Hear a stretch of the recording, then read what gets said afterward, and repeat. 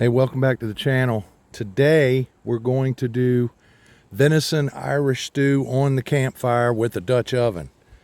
We've never done this before, so we figured that if we were in a situation where you would lose power or for an extended period of time, that you wouldn't have any recourse but to either use a gas grill, a charcoal grill, or a campfire. So we explore all of these options, and it's really windy out here today. So I tried to build a fire break over here, or excuse me, a wind break over here. So it's working a little bit, but the wind keeps shifting directions on us. So about an hour ago, I built a fire so that we could start building up some coals. And just a few minutes ago, we set the Dutch oven on there to start heating up so that we can brown the meat. So Debbie's going to describe everything going through the process, and I'll do some of it and she'll do some of it, and we'll get through it.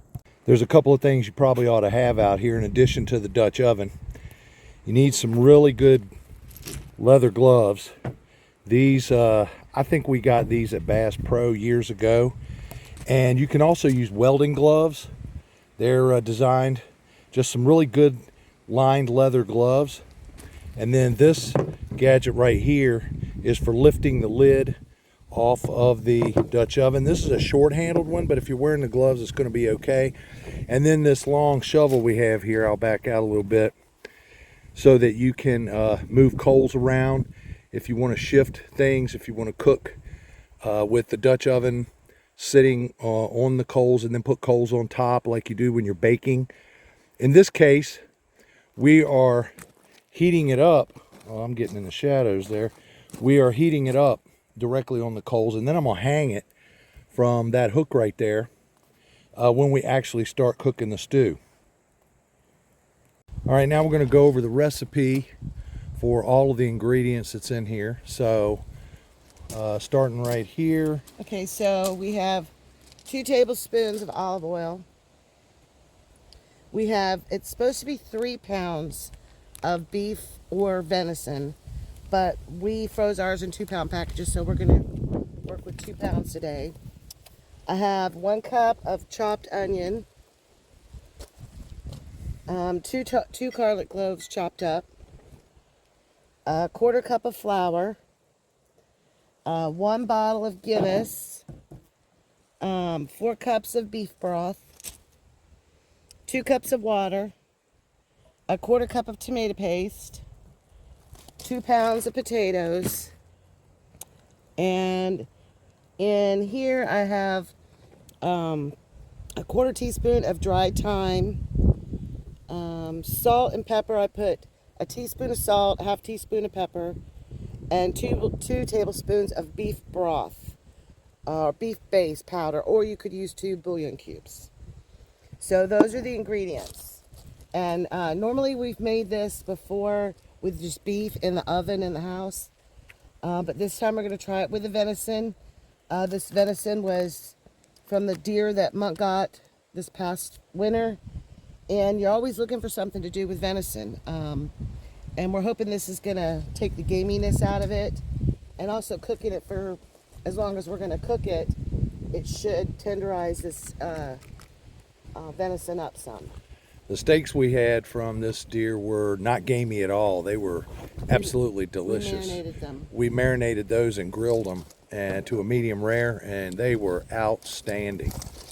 All right, the first thing we're going to do is get the venison in the Dutch oven. I'm just covering everything up to keep flies out of it. And then we're going to brown that off, and then we're going to pull that off and deglaze the pan. So stand by.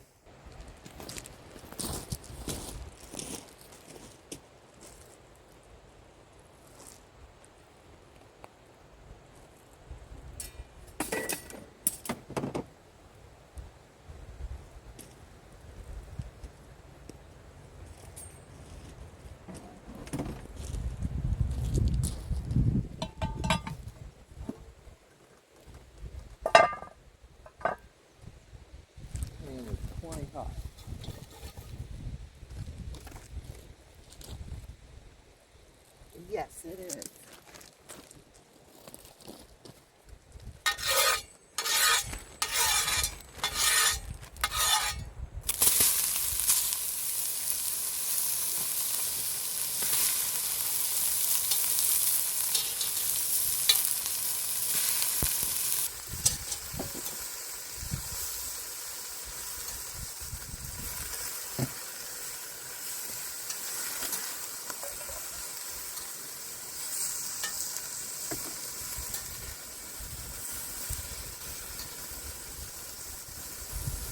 Pretty good, that's Yeah.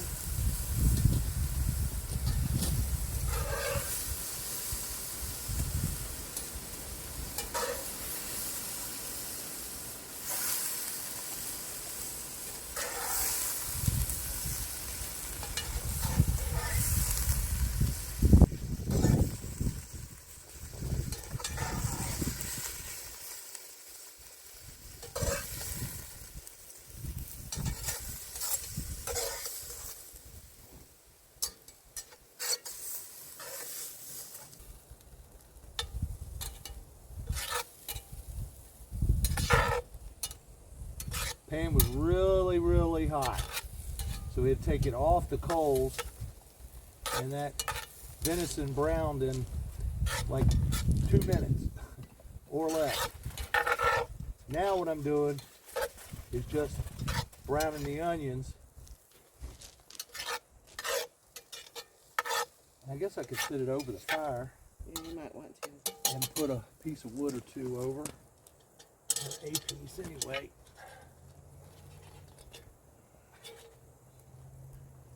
And get a little bit of a flame going back up just to keep it good. It's a little bigger than I want. You might have a spatula.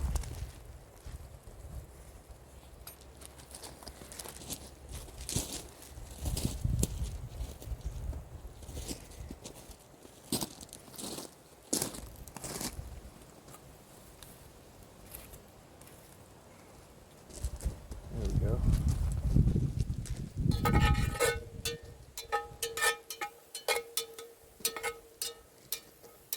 And you're just going to cook these for about 5 minutes.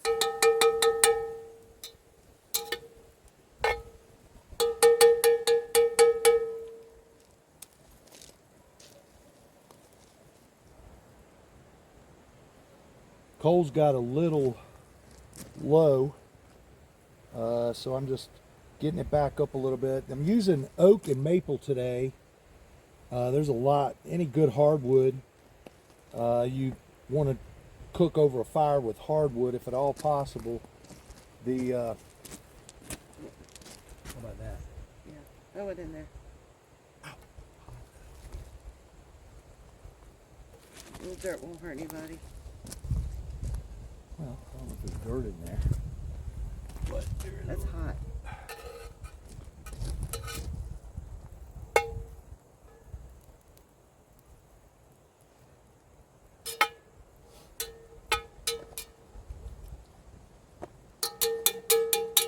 Builds up the immune system.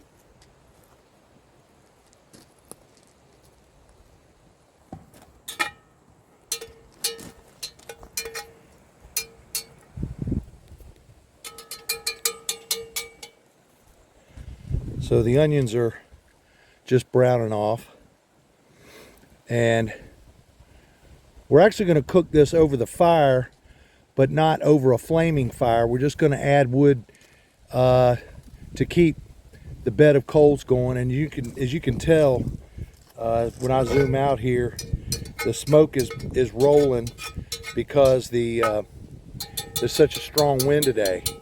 But like I said, in a real world situation, if you had to cook outside at a campfire, you probably wouldn't make the decision, well, we're not going to eat today because it's windy. So you try to build you a windbreak and various and sundry other things to try to make do with what you can. So now she's going to put the garlic in.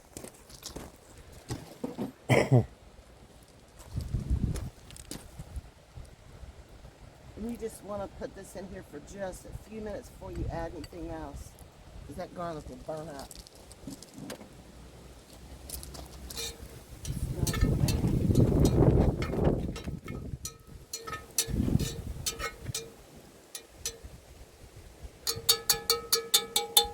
We've actually got a windbreak on 2 sides, but the wind is shifting, like I said, so much that it's very difficult. So the heat's also going to blow away. Now I'm going to add the beef back.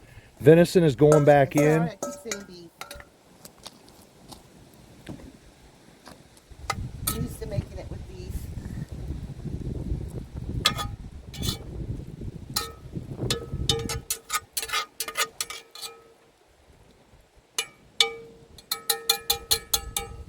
Alright, now I'm going to add the flour. Sprinkling flour all over it. That's going to help thicken things up.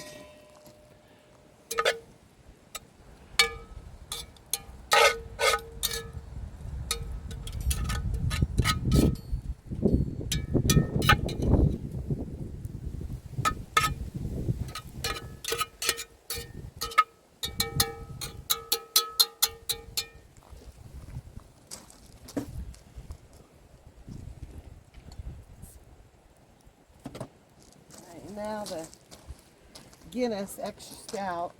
1 bottle of Guinness. What makes it Irish. It's the Irish part of the Irish stew, I guess.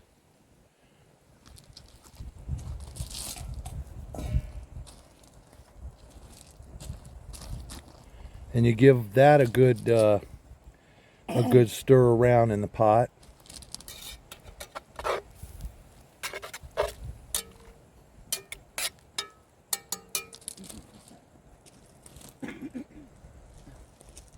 Smoke got to me.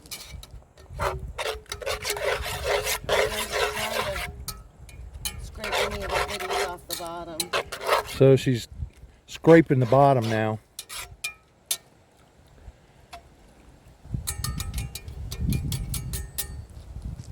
Okay, then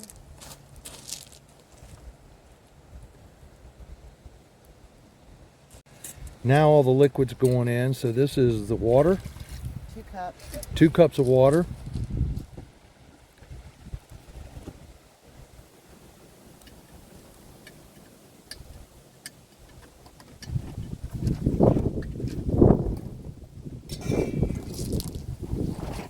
Cups of beef broth. 4 cups of beef broth. All my spices. And the spice packet. It's not a packet, it's just what she did up. Tomato paste. Tomato paste.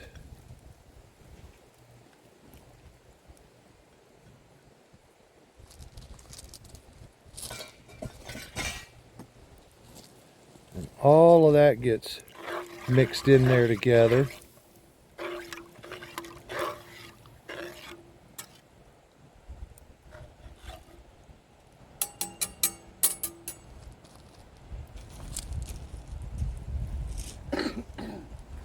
And then what? Sorry. Then the potatoes and the carrots. Carrots are going in now.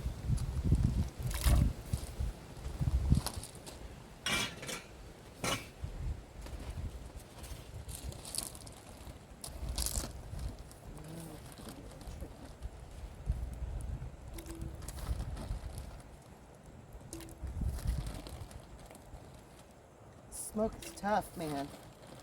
And the vegetables are going to produce a fair amount of water too as they start to cook.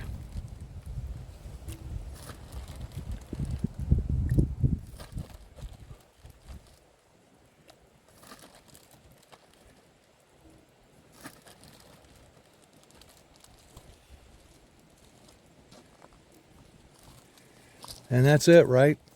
Yeah, just gonna... When I cook this in the oven, I don't stir it or anything. I just let it go.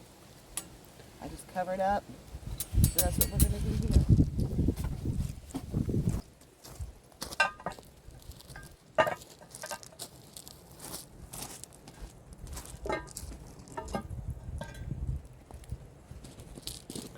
At this point, we are going to let it ride for like anywhere between 2.5, 3 hours. We're going to check it about every half an hour to make sure that it's at a good simmer. adjust the fire as necessary or adjust the height of the Dutch oven as necessary. So we'll check back when we do that. Okay, it's been half an hour, so I'm going to go over here and check and see if it's coming to a little boil, a little slow boil. I did have to add some wood because the coals were burnt down really far, and the wind's blowing the flame and the heat around so much that I'm afraid I'm not getting an even heat.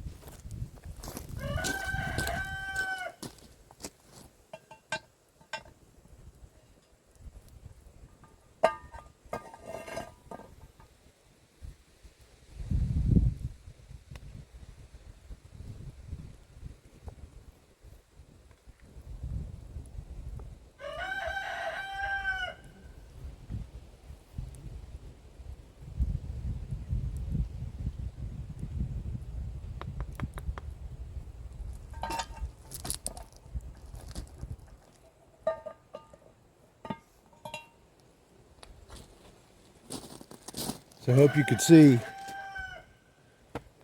it's actually cooking very nicely. It's got a little slow roll to it. So I'm just going to let sleeping dogs lie, and we're going to check it again in another half an hour. So while this stuff is cooking, let me give you a couple of other tips. If you, we're cooking this over a open fire in a Dutch oven. If you wanted to cook it in your house in a Dutch oven, or even a heavy-duty enamel Dutch oven, you would cook it at 350 degrees for 2.5 hours, and you don't need to check it. It comes out absolutely delicious. We've done that quite a few times. So I would recommend that whichever way you like it, you can do that.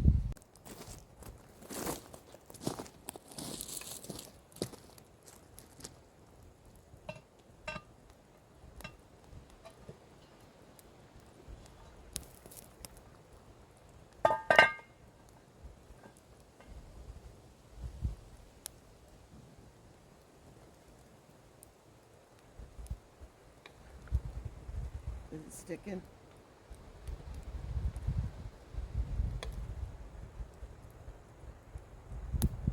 No.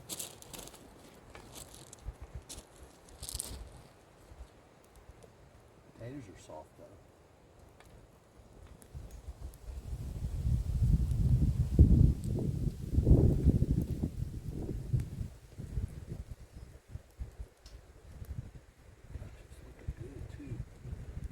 Looking really good.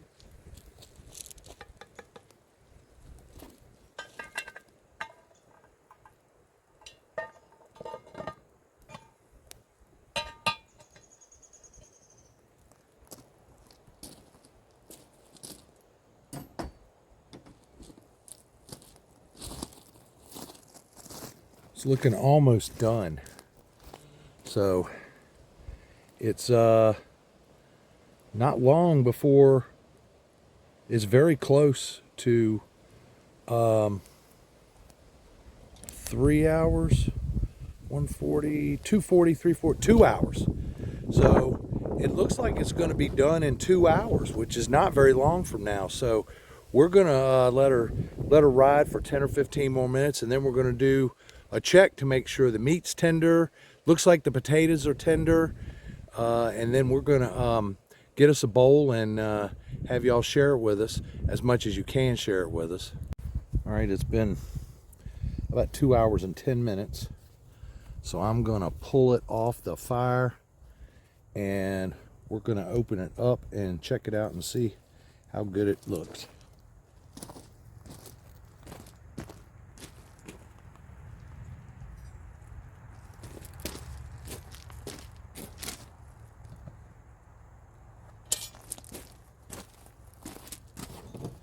It smells delicious.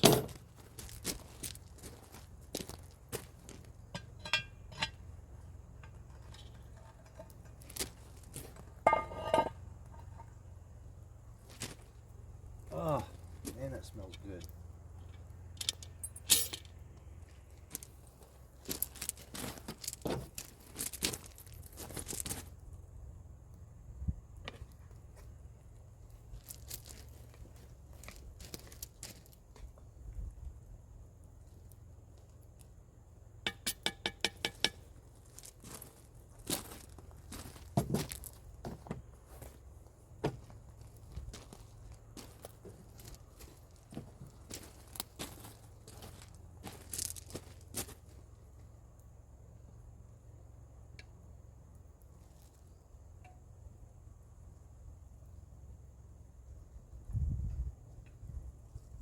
So I'm just taking a few pieces out to test the tenderness of the meat, the carrots, and the potatoes. Okay, here we go. Oh man, the meat just fell apart with a fork. Oh, oh my word, that's delicious. Carrots, very tender, but not mushy.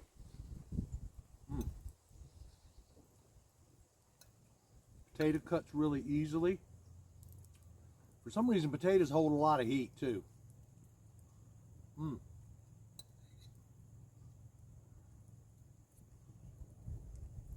How's the gaminess? There is none.